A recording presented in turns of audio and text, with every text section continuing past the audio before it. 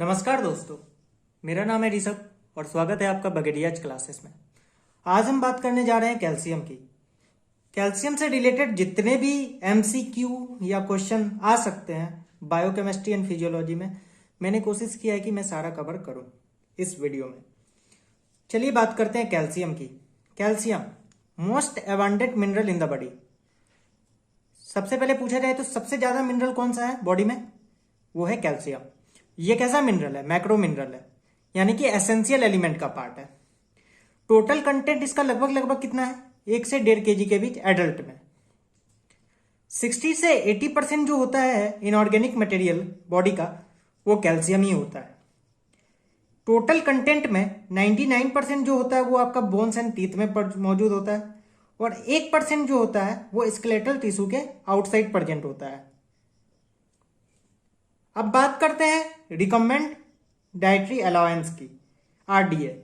Adult में चाहे mail हो या फीमेल हो 800 mg पर डे, जबकि प्रेगनेंसी हो, पोस्ट मीनोपॉज वीमेन हो या लैक्टेशन हो, इसमें डिमांड बढ़ जाता है। कितना? 1.5 ग्राम पर डे, यानी कि 1500 mg पर डे। 1 से 18 साल तक के बच्चों में कितना दिया जाता है? 800 से 1200 mg पर डे।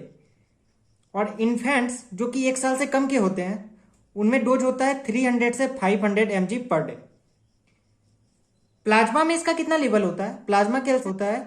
9 से 11 mg पर डेसीलीटर। मिली इक्विवेलेंट पर लीटर में देखें तो आधा कर दो, 4.5 से 5.5 मिली इक्विवेलेंट पर लीटर। प्लाज्मा कैल्शियम का बात किया हमने, कितना था? 9 से 11 mg पर डेसीलीटर। ये जो प्लाज्मा कैल्शियम होता है ना, यह 3 फॉर्म में हो सकता है। आयोनाइज्ड या फ्री फॉर्म, या तो प्रोटीन के साथ जुड़ सकता है, या एनायन के साथ कॉम्प्लेक्स बना सकता है। सबसे पहले बात करते हैं आयोनाइज्ड या फ्री फॉर्म की, तो 100% का 45% इसी रूप में होता है, और फंक्शनली जो होता है यह मोस्ट एक्टिव होता है। अब सोचो ना, कैल्शियम आयन की हर जगह बात करते हैं, चाहे कोगुलेशन का मैकेनिज्म ही क्यों ना हो, या कॉन्ट्रैक्शन की बात करते हैं हम जब मसल की, तो भी हम क्या बात करते हैं? Calcium ion. और आयन है यानी कि आयोनाइज्ड फॉर्म में है, यानी कि फ्री फॉर्म में है। प्रोटीन के साथ बाउंड कर सकता है।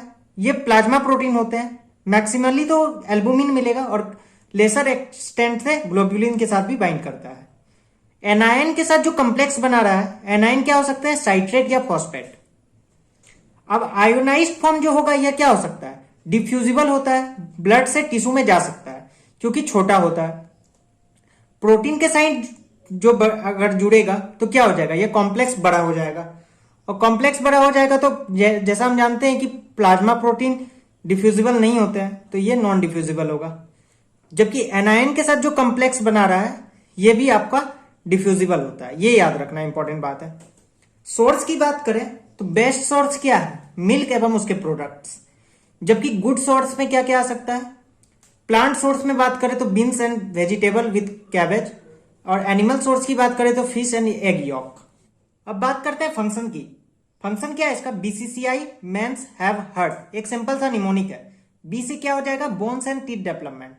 बोन्स एंड टीथ डेवलपमेंट करा रहा है, और फॉस्फेट के साथ मिलकर यह एक हाइड्रोक्सी एपेटाइट नाम का कंटेंट बनाता है, जो कि टीथ के डेवलपमेंट में इंपॉर्टेंट रोल अदा करता है। Contraction of muscle, muscle contraction में इसका रोल है, जानते ही हम, जैसा न्यूरोमस्कुलर जंक्शन में पढ़ते हैं। और किस तरह रोल है? यह जो है इंटरैक्ट करता है ट्रोपोनिन सी के साथ, पहली बात। और दूसरा क्या है? यह एटीपेज को एक्टिवेट करता है। और यह क्या है? क्लोटिंग फैक्टर 4 है, जैसा कि हम जानते हैं। तो क्लोटिंग मैकेनिज्म में इसका रोल है, इंट्रिंसिक मैकेनिज्म हो चाहे एक्सट्रिंसिक पाथवे हो। सेल मेम्ब्रेन के इंटीग्रिटी एंड परमिएबिलिटी के लिए भी यह रिस्पॉन्सिबल होता है। सेकेंडरी मैसेंजर की तरह यह एक्ट करता है, और इसे ना थर्ड मैसेंजर की तरह अब जाना जाता है, यानी कि calcium is secondary messenger as well as third messenger. Nerve transmission की बात करें तो नर्व ट्रांसमिशन में इंपॉर्टेंट रोल है कैल्शियम बीजीसी का। जब एक्शन पोटेंशियल पहुंचता है प्री सिनेप्टिक टर्मिनल एंड पे, तो उस टाइम क्या होता है? कैल्शियम बीजीसी ओपन होता है, और अगर कैल्शियम बीजीसी के अगेंस्ट एंटीबॉडी बन जाए तो उसे हम क्या कहते हैं? लैम्बर्ट-ईटन सिंड्रोम, या फिजियोलॉजी में पढ़ते हो। सिक्रेटरी प्रोसेस में इंपॉर्टेंट रोल है। सिक्रेटरी प्रोसेस जैसे ये रेगुलेट करता है exocytosis, endocytosis and cell motility को।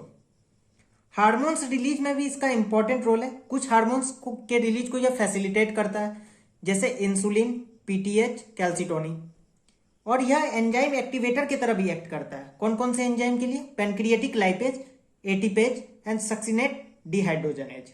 फिर से बोलेंगे, pancreatic lipase, ATPase and succinate dehydrogenase. Heart rate पे क्या है? हार्ट रेट को बढ़ाने का काम करता है। अब बात करते हैं इसके एब्जॉर्प्शन की। तो मैक्सिमम एब्जॉर्प्शन देखने को मिलता है डुओडिनम में। अब बात करते हैं फैक्टर्स प्रमोटिंग कैल्शियम एब्जॉर्प्शन। कौन कौन से फैक्टर हैं जो कैल्शियम के एब्जॉर्प्शन को प्रमोट करते हैं? पहला है vitamin D.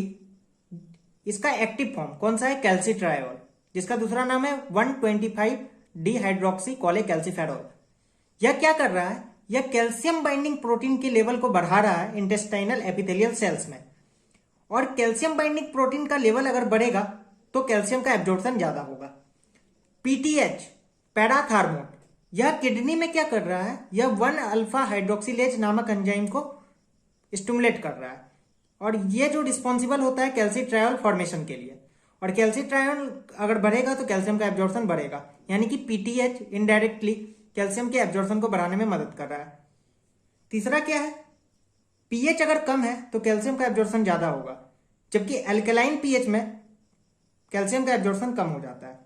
Lactose, lysine and arginine, ये सब कैल्शियम के एब्जॉर्प्शन को प्रमोट करते हैं। अब हम बात करने जा रहे हैं उन फैक्टर्स की जो कि कैल्शियम के एब्जॉर्प्शन को इनहिबिट कर रहे होते हैं।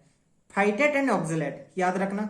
High content of dietary phosphate, अगर डाइट्री फॉस्फेट आपका ज्यादा है तो यह क्या करेगा?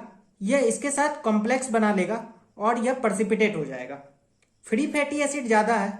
बेसिकली जब फैट मेटाबॉलिज्म में डिफेक्टिव होता है तो फ्री फैटी एसिड जो होता है वो कैल्शियम के एब्जॉर्प्शन को इनहिबिट करता है। साथ ही साथ अगर पीएच ज्यादा है, यानी कि अल्कलाइन पीएच में, कैल्शियम का एब्जॉर्प्शन कम हो जाएगा। साथ ही साथ अगर आपने बहुत ही ज्यादा डाइटरी फाइबर कंटेंट खा लिया तो भी कैल्शियम का एब्जॉर्प्शन कम हो जाता है। अब हम बात करने जा रहे हैं factors regulating plasma calcium level.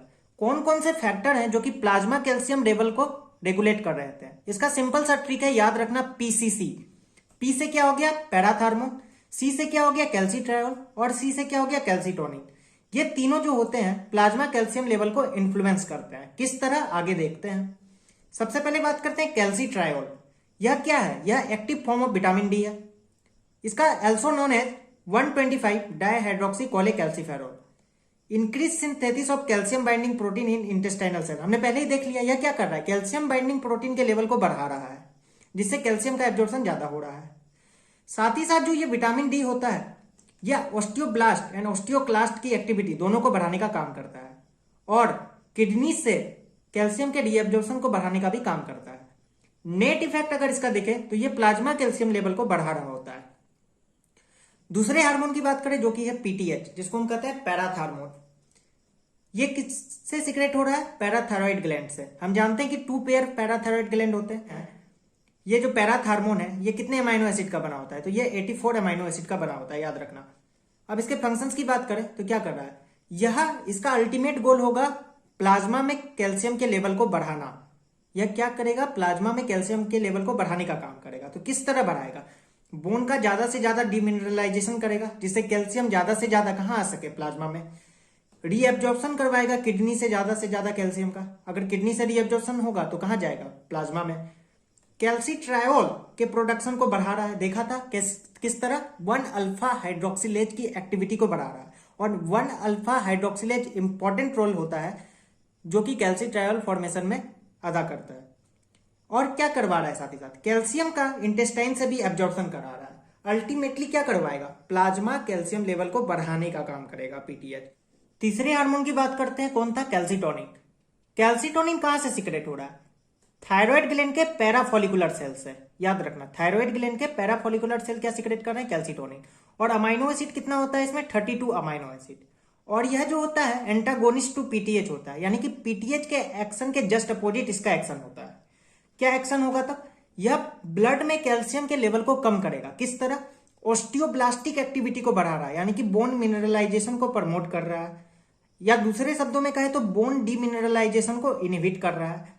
साथ ही साथ यह कैल्शियम के एक्सक्रेशन को बढ़ा रहा है यूरिन से, जिससे कि ब्लड में कैल्शियम लेवल कम हो जाए।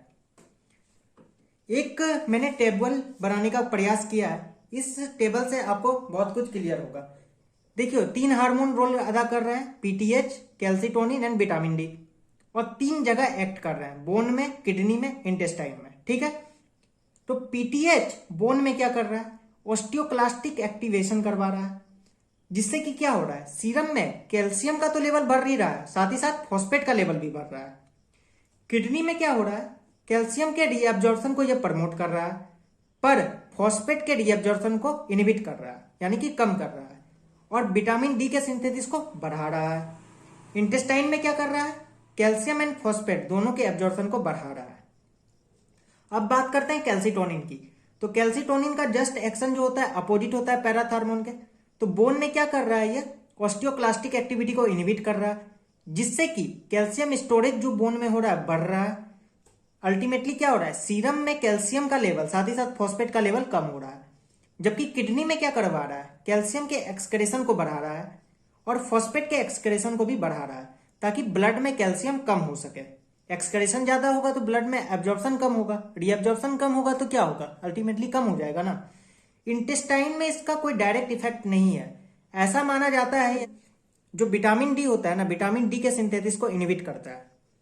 विटामिन डी की बात करें तो यह क्या करा रहा है, बोन में, बोन मिनरलाइजेशन एंड डीमिनरलाइजेशन दोनों करा रहा है। दूसरे शब्दों में कहे तो हम यह क्या करवा रहा है, बोन डीमोडलिंग करवा रहा है। ठीक है, किडनी में क्या करवा रहा है, कैल्शियम एंड फॉस्फेट के रीअब्जॉर्प्शन को बढ़ा रहा है, और इंटेस्टाइन में भी क्या करवा रहा है, कैल्शियम एंड फॉस्फेट के एब्जॉर्प्शन को बढ़ा रहा है। ठीक है, यानी कि पीटीएच जो है सीरम कैल्शियम लेवल को बढ़ा रहा है, कैल्सिटोनिन सीरम कैल्शियम लेवल को घटा रहा है, और विटामिन डी भी सीरम कैल्शियम लेवल को बढ़ा रहा है। अब बात करते हैं कुछ इंपॉर्टेंट क्लिनिकल की। कैल्शियम का लेवल बढ़ जाए तो क्या हो जाएगा, हाइपरकैल्सीमिया। कैल्शियम का लेवल अगर कम हो जाए तो क्या हो जाएगा, हाइपोकैल्सीमिया। हाइपरकैल्सीमिया कब होगा, जब 11 mg पर डेसीलीटर से ज्यादा हो जाएगा सीरम में कैल्शियम का लेवल, तो उसे हम क्या घोषित कर देंगे, हाइपरकैल्सीमिया। यह जो होता है ना, हमेशा एसोसिएटेड किससे होता है, यह एसोसिएटेड होता है हाइपर पैराथायरॉयडिज्म से। यहां मिस्टेक हो गया है, हाइपर पैराथायरॉयडिज्म से होता है, याद रखना। तो हाइपर पैराथायरॉयडिज्म क्या होगा, पैराथार्मोन की एक्टिविटी बढ़ जाएगी। पैराथार्मोन ज्यादा होगा तो पैराथार्मोन क्या कर रहा था, ब्लड में कैल्शियम के लेवल को बढ़ा रहा था, तो ब्लड में कैल्शियम लेवल क्या हो जाएगा, बढ़ जाएगा। पर सीरम में फॉस्फेट का लेवल कम हो जाएगा। ऐसा क्यों हो रहा है, क्योंकि रेनल एक्सक्रेशन ऑफ फॉस्फेट ज्यादा होता है, ये याद रखना। साथ ही साथ अल्कलाइन फॉस्फेटेज नामक एंजाइम की एक्टिविटी बढ़ जाती है, इतना ही याद रखना है। हाइपोकैल्सीमिया की बात करें तो क्या हो रहा है, अगर 9 mg पर डेसीलीटर से अगर कम हो जाए सीरम में कैल्शियम का लेवल, तो उसे हम हाइपोकैल्सीमिया घोषित कर देंगे। और उसमें भी अगर 7 mg पर डेसीलीटर से कम हो जाए तो टिटेनी हो जाएगा। और टिटेनी किससे एसोसिएटेड होता है, हाइपोपैराथायरॉयडिज्म से। यानी कि पैराथार्मोन की एक्टिविटी कम हो गई, पैराथार्मोन की एक्टिविटी कम हो गई तो ब्लड में कैल्शियम का लेवल कम हो जाएगा। देखो पैराथार्मोन की एक्टिविटी कम कैसे हो सकती है, जब थायराइड ग्लैंड का हम सर्जरी कर रहे होते हैं तो पैराथायराइड ग्लैंड जो होता है थायराइड ग्लैंड के क्लोज प्रॉक्सिमिटी में होता है, जिसके कारण पैराथायराइड ग्लैंड कभी कभी रिमूव हो जाता है थायराइड ग्लैंड के साथ एक्सीडेंटली, जिससे कि क्या हो जाता है, हाइपोपैराथायरॉयडिज्म हो जाता है। हाइपोकैल्सीमिया के 4 फीचर्स इंपॉर्टेंट होते हैं। कैट्स, कैट्स से याद रखेंगे, कन्वर्जन, एरिदीमिया, टिटेनी, स्पाजम। और स्पाजम क्या काउच कर देगा, स्ट्राइडर। ठीक है, टिटने की बात आगे हम करेंगे, उससे पहले हम देख लेते हैं कैल्शियम फॉस्फेट रेशियो। कैल्शियम और फॉस्फेट का जो प्रोडक्ट होता है ना, ये क्लिनिकली इंपॉर्टेंट होता है। देखो mg पर डेसीलीटर में हम देखें कैल्शियम फॉस्फेट का प्रोडक्ट, चाइल्ड में कितना होता है 50, एडल्ट में कितना होता है 40, और डिकेट में क्या होता है लेस देन 30 होता है। तो क्लिनिकली पॉइंट ऑफ व्यू से यह इंपॉर्टेंट है। कैल्शियम का एक्सक्रेशन यूरिन में कब देखने को मिलता है, तो रेनल थ्रेशोल्ड, यानी कि इससे ज्यादा अगर लेवल हो गया कैल्शियम का तो यूरिन में कैल्शियम मौजूद होने लगेगा। यहां 10 लिखा है, यानी कि 10 से 11 तक नॉर्मल है। 11 mg पर डेसीलीटर तक अगर है तो एक्सक्रेशन ऑफ कैल्शियम नहीं होगा यूरिन से। जैसे ही 11 mg पर डेसीलीटर से ज्यादा होगा कैल्शियम का लेवल, तो यूरिन में कैल्शियम की मौजूदगी पता लगने लगेगी। और पता लगाने के लिए हम क्या करते हैं, सल्कोविच टेस्ट करते हैं। इस सल्कोविच टेस्ट में हम सल्कोविच रिएजेंट का यूज करते हैं। सल्कोविच रिएजेंट में क्या मिला हुआ होता है, oxalic acid, ammonium oxalate and glacial acetic acid. याद रखना, प्रैक्टिकल में बायोकेमिस्ट्री में काम आएगा। अब बात कर लेते हैं टिटेनी की।